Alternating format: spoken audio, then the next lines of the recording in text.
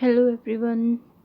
हम कर रहे हैं क्लास 11th का मैथमेटिक्स और आज हम स्टार्ट कर रहे हैं उसका सेकंड चैप्टर जिसका नाम है रिलेशंस एंड फंक्शंस। रिलेशन और फंक्शंस की टर्म के बारे में पहले मैं एक लेक्चर में आप लोगों को बता चुकी हूँ। अब इनकी डेफिनेशन स्टार्ट करने से पहले, रिलेशन और फंक्शंस स्टार्ट करने से पहले हम एक टर्म समझते हैं, क्या? Cartesian product.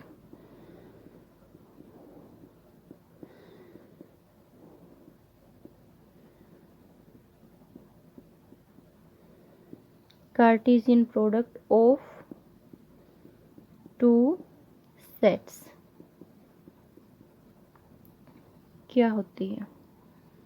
मान लो दो नॉन एम्प्टी सेट है हमारे पास। जैसे ए एक सेट है जिसके अंदर नंबर ऑफ एलिमेंट हैं 3, 1, 2 एंड 3, और बी एक सेट ले लिया जिसके अंदर एलिमेंट हैं 4, 5 एंड 6। तो अब ए और बी की हम कार्टेशियन प्रोडक्ट करते हैं जिसको हम लिखते हैं ए क्रॉस बी से हम उसको डिनोट करते हैं। और ये क्या होगी? Set of all ordered pair होंगे जिसके अंदर जो फर्स्ट एलिमेंट है वो सेट ए से होगा और जो सेकंड एलिमेंट है वो सेट बी से होगा। तो उसके अंदर मान लो पी और क्यू ऐसे ऑर्डर्ड पेयर होंगे जहाँ पे क्या होगा, पी बिलोंग करेगा सेट ए से और क्यू बिलोंग करेगा सेट बी से। कैसे? अब देखो, ए क्रॉस बी है तो फर्स्ट एलिमेंट सेट ए का ही होगा और सेकंड एलिमेंट सेट बी का ही होगा। जितने भी पॉसिबल पेयर हैं उन सब का एक सेट वो क्या होगा? हमारा ए क्रॉस बी होगा। तो ए क्रॉस बी हमारे यहाँ से क्या हो जाएगा, जिसके अंदर ऑर्डर्ड पेयर आएंगे। जो फर्स्ट एलिमेंट होगा वो ए का होगा और जो सेकंड एलिमेंट होगा वो हमारा बी का होगा। तो फर्स्ट ऑर्डर पेयर हमारा क्या हो जाएगा? 1 एंड 4। ठीक है, ओके। जो सेकंड पेयर होगा हमारा वो क्या होगा? 1 एंड 5, 1 एंड 5। चलो इसको हम ऐसे देख सकते हैं। मान लीजिए एक सेट है, ए को हम वेन डायग्राम से समझ सकते हैं। ये सेट है, ये बी सेट है, 1, 2 एंड 3। This is 4, 5 and 6। 1 की 4 के साथ, 1 की 5 के साथ, 1 की 6 के साथ, ऐसे ही। ठीक है, फिर 1 की 6 के साथ। ये हमारे जो दोनों एलिमेंट हैं ये मिलके क्या बना रहे हैं? एक पेयर बना रहे हैं। और इसको हम ऑर्डर्ड पेयर क्यों बोल रहे हैं? क्योंकि ऑर्डर में है। जो फर्स्ट एलिमेंट है हमेशा ही वो फर्स्ट सेट का होगा और जो सेकंड एलिमेंट है हमेशा ही वो हमारा सेकंड सेट का होगा। ओके, नेक्स्ट है ऐसे ही 2 की।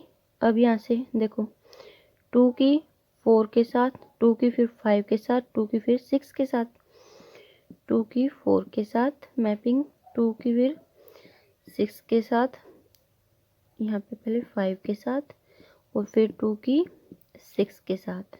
नेक्स्ट हो गया हमारा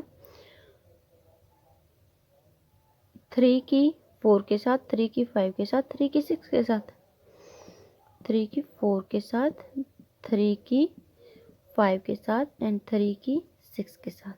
ठीक है, ये हमारे हो गए सारे के सारे ऑर्डर्ड पेयर। अब देखो, 1 की सब के साथ हो चुकी है, 2 की सब के साथ हो चुकी है, 3 की सब के साथ हो चुकी है।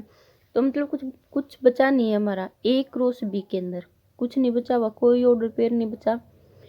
अब ये पूरे के पूरे आ चुके हैं। तो ये पूरे के पूरे जब जिसके अंदर सारे के सारे ऑर्डर पेयर आ चुके हैं, कोई रिमेनिंग नहीं बचा, तो क्या होगी हमारी Cartesian product of two sets A and B, and we denote it by A cross B, but we say it A cross B. Okay, now if I want to B cross A, I want to find out B cross A, then the mapping will be reversed. Okay, क्या हो जाएगा? यहाँ पे हो जाएगा हमारा B set, that is 4, 5 and 6। यहाँ पे हो जाएगा A set, that is 1, 2 and 3।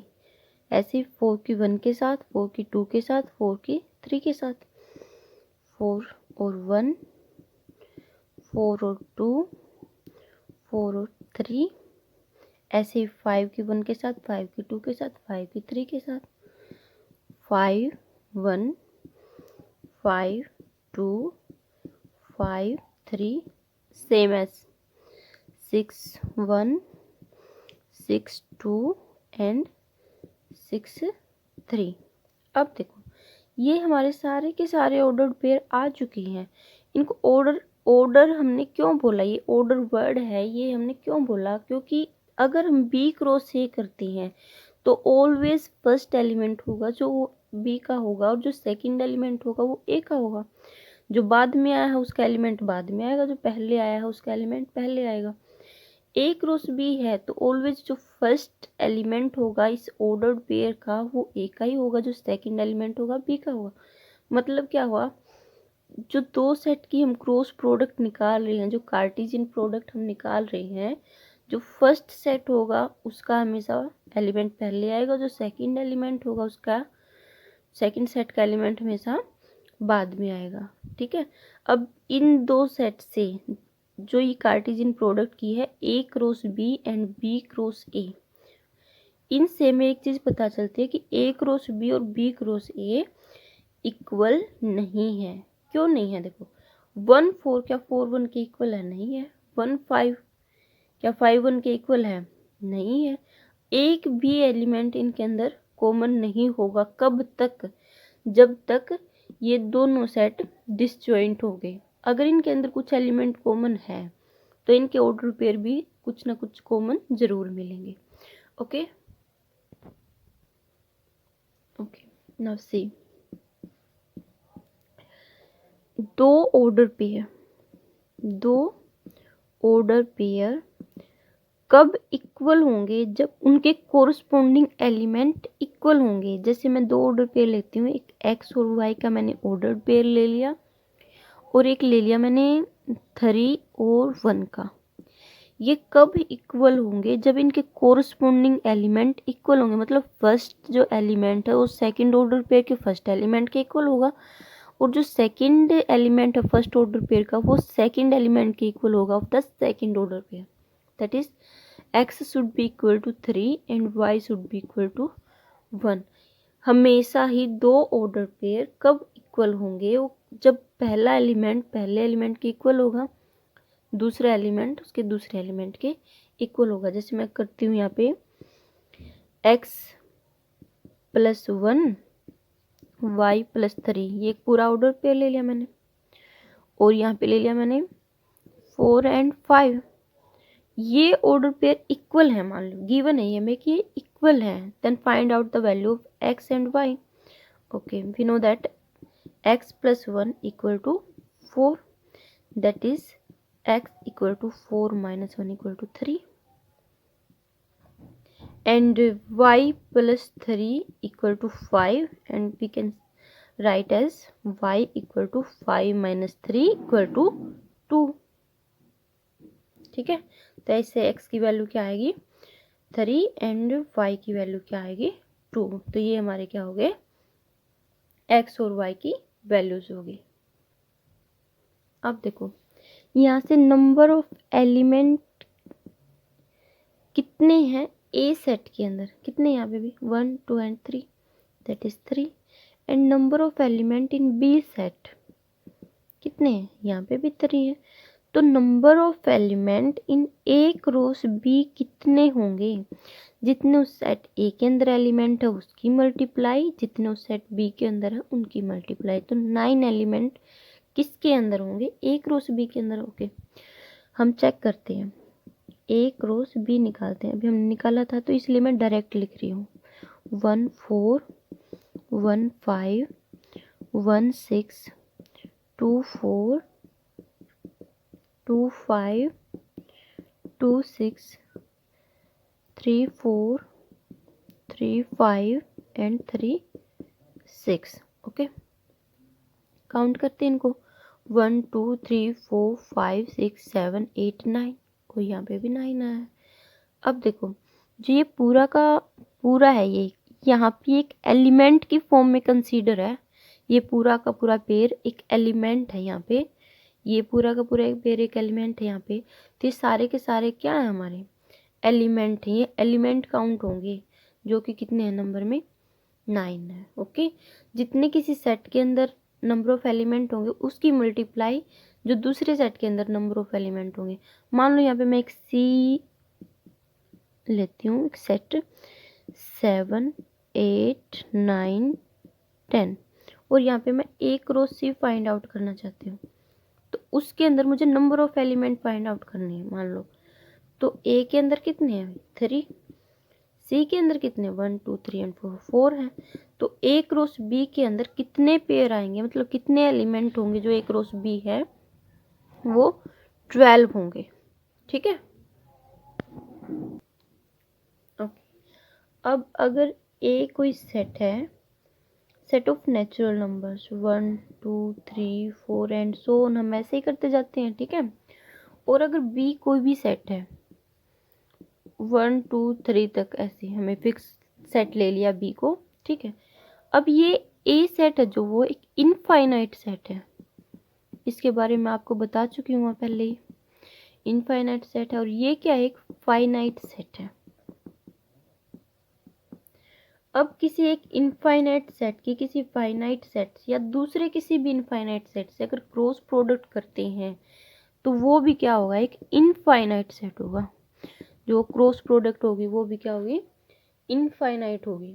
ठीक है, अब नेक्स्ट है जो एक टर्म हो रहा है, अगर मुझे यहाँ पे तो 2 सेट की थी कार्टेशियन प्रोडक्ट, यहाँ पे अगर मैं 3 सेट की करती हूँ कार्टेशियन प्रोडक्ट, सेट्स हो गई, वो 1 भी हो सकते हैं 2 भी हो सकते हैं 3 भी हो सकते हैं। मान लो मैं यहाँ पे एक रोस ए करती हूँ, एक रोस ए क्या होगा ए की मैपिंग ए के साथ ही 1 2 3 1 2 3, 1 की 1 के साथ 1 की 2 के साथ 1 की 3 के साथ, ऐसे 1 1 1 2 1 3। ठीक है, फिर ऐसे ही 2 की 1 के साथ 2 की 2 के साथ 2 की 3 के साथ 2 1 2 1 2 2 2 3 सेम एज 3 1 3 2 एंड 3 3।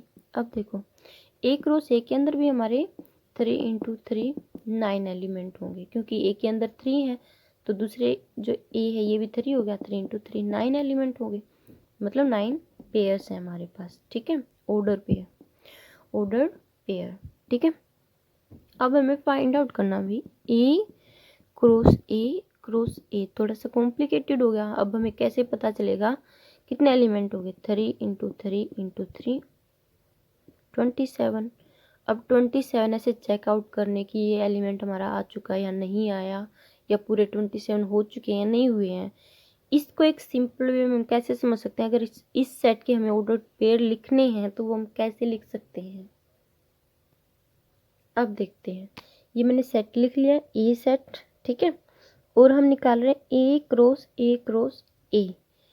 अब कैसे हम इजी वे से निकाल सकते हैं, जैसे 1 की 1 के साथ आगे फिर 1 की 1 के साथ, तो फर्स्ट एलिमेंट हमारा जो क्या होगा फर्स्ट पेयर, और इसको हम क्या बोलेंगे ऑर्डर्ड ट्रिपलेट, क्योंकि ये 3 एलिमेंट का एक पेयर होगा, सॉरी 3 एलिमेंट होंगे तो उसको हम पेयर नहीं, पेयर हमेशा 2 के लिए बोला जाता है, पेयर 3 के लिए क्या हो जाएगा हमारा ट्रिपलेट।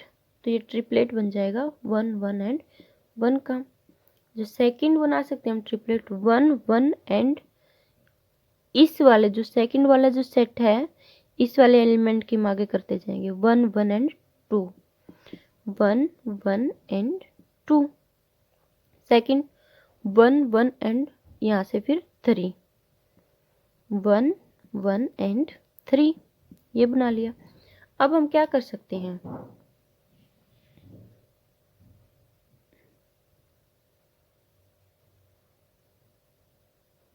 इस 1 की यहाँ पे हम 2 के साथ कर सकते हैं। ठीक है, तो 1 और यहाँ से 2 की फिर 1 के साथ 1 2 एंड 1, ये हो गया।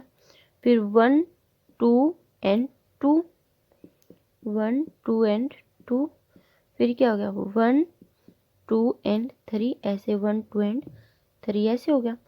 फिर क्या हो गया, 2 की या फिर 1 की पहले 3 के साथ, 1 3 एंड 3 की फिर 1 के साथ, ठीक है। 1 3 1 1 3 2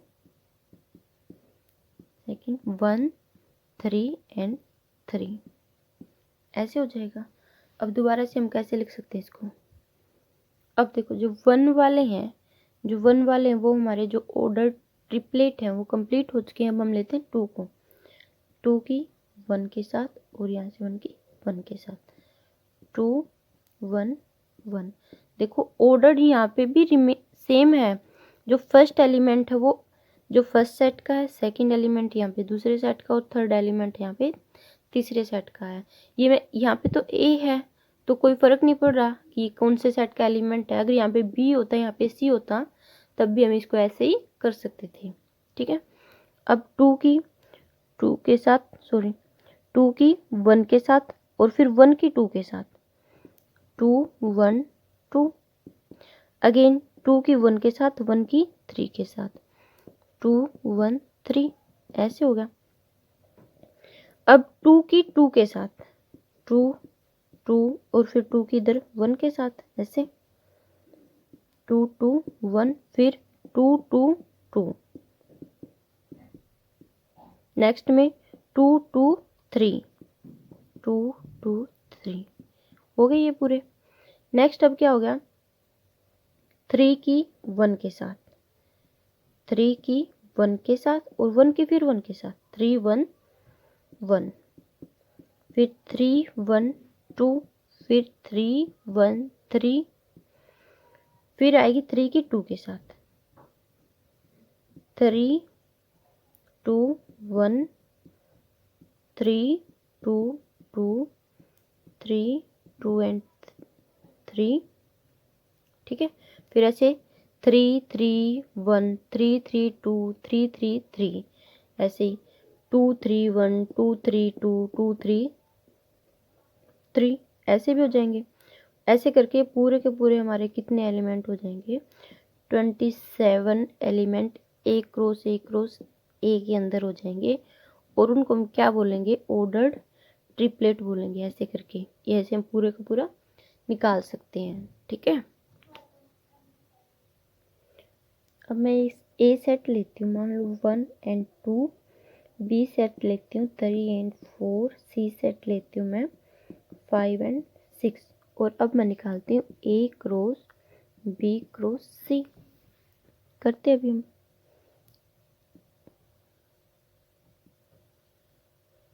one and 2 3 and 4 5 and 6 A B and C. अब एक चीज़ देखते हैं सबसे पहले तो कि नंबर ऑफ एलिमेंट की कितने होंगे ए क्रॉस बी क्रॉस सी के अंदर। तो वो कितने होंगे, ए के अंदर कितने हैं 2, बी के अंदर कितने हैं 2 और सी के अंदर कितने हैं 2। तो कितने हो जाएंगे, 8 हो जाएंगे number of element in A cross B cross C के अंदर। और वो आएंगे कैसे वो ट्रिपलेट, अभी हम निकालते हैं। ऐसे ही बता था 1 की 3 के साथ और 3 की 5 के साथ, 1 3 5, ठीक है। 1 की 3 के साथ 3 की 5 के साथ, दोबारा से 1 की 3 के साथ और 3 की 6 के साथ, 1 3 6। जब तक लास्ट वाला पूरा नहीं हो जाता हम सेकंड वाले को चेंज नहीं करेंगे और जब तक सेकंड वाला पूरा नहीं हो जाता हम फर्स्ट वाले को चेंज नहीं करेंगे, ठीक है। अब ये लास्ट सेट पूरा हो गया। अभी हम क्या करेंगे, जो सेकंड एलिमेंट है इसको चेंज करेंगे, 1 की मैपिंग 4 के साथ करेंगे क्योंकि 3 के साथ वाली पूरी हो चुकी है। अब 1 की 4 के साथ, 1 4, अब 4 की दोबारा से फिर 1 के साथ, जो भी नया सेट आता है उसकी हम स्टार्टिंग से शुरू करते हैं। 4 की 5 के साथ, दोबारा से 1 की 4 के साथ और 4 की 6 के साथ, ठीक है। ये हो चुका पूरा, ये ऐसे हो चुका है, ठीक है। अब 2 की बारी आती है, 2 की 3 के साथ और 3 की 5 के साथ, 2 3 5। अब 2 की 3 के साथ, 3 की 6 के साथ, 2 3 6 हो चुके हैं पूरे। अब 2 की 4 के साथ, 4 की 5 के साथ, 2 4 5। अब 2 की 4 के साथ, 4 की 6 के साथ, 2 4 6। ये ऑर्डर्ड ट्रिपलेट हो गए। काउंट करते हैं 1 2 3 4 5 6 7 एंड 8। 8 ही हमने निकाले थे, तो हम ऐसे ऑर्डर्ड ट्रिपलेट भी निकाल सकते हैं। अभी हम करते हैं एक्सरसाइज।